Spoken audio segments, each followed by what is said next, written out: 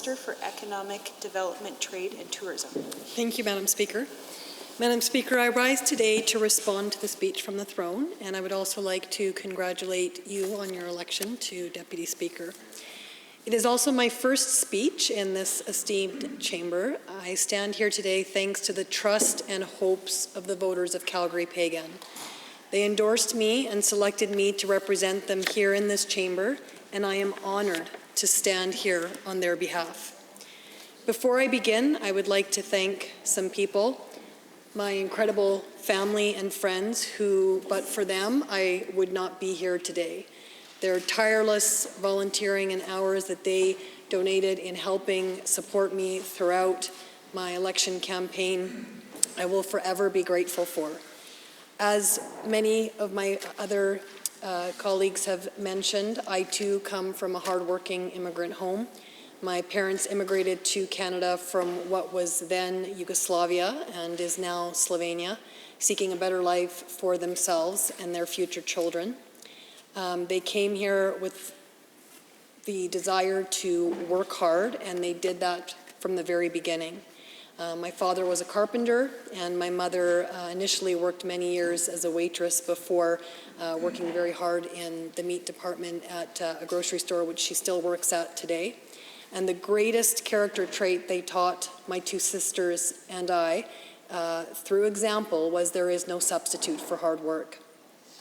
While I was born in Cranbrook, BC, we moved to Calgary when my sisters and I were very young because there was not enough work for my father to be employed full-time as a carpenter. And rather than sit back and do nothing, they went to where the work was, and that was in Calgary, and I'm so glad we did land in Calgary. I worked hard to earn my Bachelor of Commerce degree at the University of Calgary and proudly spent my career in the oil and gas industry, an industry that I'm so proud of for having the highest standards in the world for clean, safe, ethical operations, reclamation standards, human rights standards. So proud to work in that industry. As the Premier said on the day our caucus was sworn in, we must not forget that it is a deep privilege to govern and serve on behalf of all Albertans. My riding is a new riding in southeast Calgary called Calgary-Peigan, and it is made up of 4 other ridings. A large part of it is part of Calgary-Hayes, Calgary Southeast, Calgary-Acadia, and the former Calgary Fort. And I'm honored to have, as I mentioned, a large part of my riding be the former Calgary-Hayes riding, which my fellow member and Minister of Transportation is the MLA for. It encompasses the communities of Mount Mackenzie, Douglasdale, Douglas Glen, Quarry Park, Riverbend, Milliken, Linwood, Ogden, and Dover. And I've gotten to know the amazing and diverse constituents of this riding through knocking on thousands of doors and listening to their issues and their concerns. To stand in this chamber is to stand in the legacy of those who have gone before us, to stand in the same room that Alexander Rutherford stood to establish the University of Alberta, or where Arthur Sifton fought for control over our province's natural resources, a fight that continues to this day. This is a chamber where Ernest Manning served as our province's premier for 25 years, and where Peter Lougheed formed a government that lasted longer than any other in Canadian history. It is a huge responsibility and a near unique privilege. Our government received the largest voter endorsement in our province's history. We received more votes than any successfully elected political party in the 114 years that Alberta has been part of Confederation. Albertans overwhelmingly voted for positive change from the previous government, with record voter turnout, 55% of the vote, and the most votes cast for a single party in Alberta history. We have a historic mandate to get Alberta back on track. We will grow jobs, grow the economy, and stand up for a fair deal for Alberta. We've already seen signs of hope in that regard, with the Senate Transport Committee rejecting Bill C-48 and the Senate making hundreds of amendments to the federal Bill C-69 Albertans are once again being heard in Ottawa. This is a tremendous honor. It is also a tremendous responsibility as we face the adversity present in Alberta's economy and the task of undoing the damage to our fiscal and economic situation perpetrated by the previous government. A story that I often comes to mind for me is when I was door knocking, and I'd been door knocking for over a year and a half. I remember coming across a home in one of the communities and speaking to the homeowner, who was very emotional and wasn't sure how much longer he and his family would be able to hang on. He'd been unemployed for a while, and he was hoping he could just hang on until the election and see the outcome. Well, months later, when I knocked on that door again, or when I came across that home again to knock on the door, there was a for sale sign on the front lawn and a lockbox on the front door. And while that initially caused me to be very upset, it strengthened me and steeled me to continue door knocking and continue to work hard so that we could eliminate others that were going to face that uncertain future. With the election of our government, help is on the way and hope is on the horizon. This throne speech marks a spring session of renewal. I am proud to be part of a team that will be obsessed with job creation, driving investment, and showing the world that Alberta is open for business.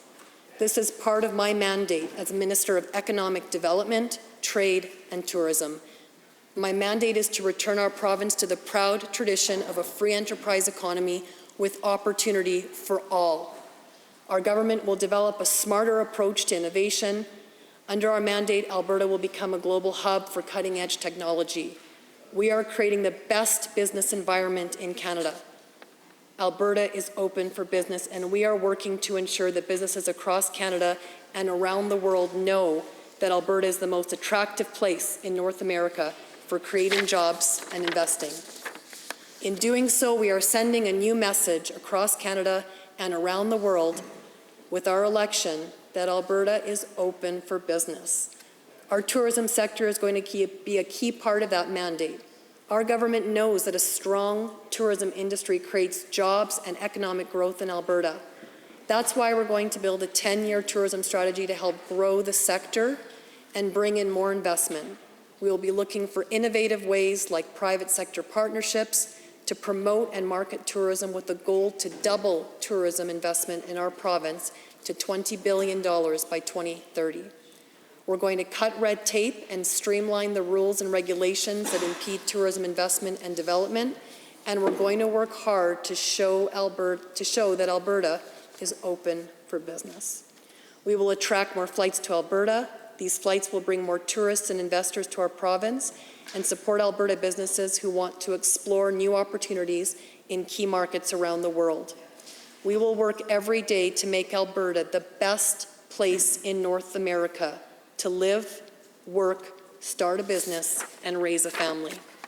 We have a positive, common sense plan to get our economy back on track and renew the Alberta advantage. We will be sending a clear message to our partners across Canada and around the world: invest here, innovate here. We are open for business. Over our 4-year mandate, we will cut red tape on job creators by 1/3. Our very first piece of legislation removes the disastrous carbon tax, the largest tax cut in Alberta's history, and this repeal will create at least 6,000 new jobs and put money back into the pockets of family and job creators. Our second piece of legislation will restore the secret balance and balance to Alberta's labour laws. Restoring workplace democracy and bringing balance to labour laws is just one of many initiatives to help workers and get job creators investing in Alberta again. As our third piece of business, we are lowering the tax on employers to the lowest in the country, creating at least 55,000 jobs and growing the economy by almost $13 billion, a marked difference from the previous government, which raised taxes on job creators by 20% on day one. This is a marked difference from the previous government. In the last few months of the former government's term, nearly 200,000 Albertans were out of work. Office vacancies in Calgary and Edmonton continued to climb, and Alberta was headed towards $100 billion in debt. Our GDP growth continues to lag behind many other provinces. Wage growth was lower than the national average under the previous government, and many forecasters expect Alberta's GDP to be amongst among the slowest growing in 2019. Our efforts won't reverse the trends overnight, but we will take bold, decisive steps to improve Alberta's competitiveness and reduce the burden on our job creators. We are going to turn that around. We are going to renew Alberta's economy and restore our status as the economic engine of Canada. We are going to get a fair deal for our resources, and we are going to get Albertans back to work. Thank you.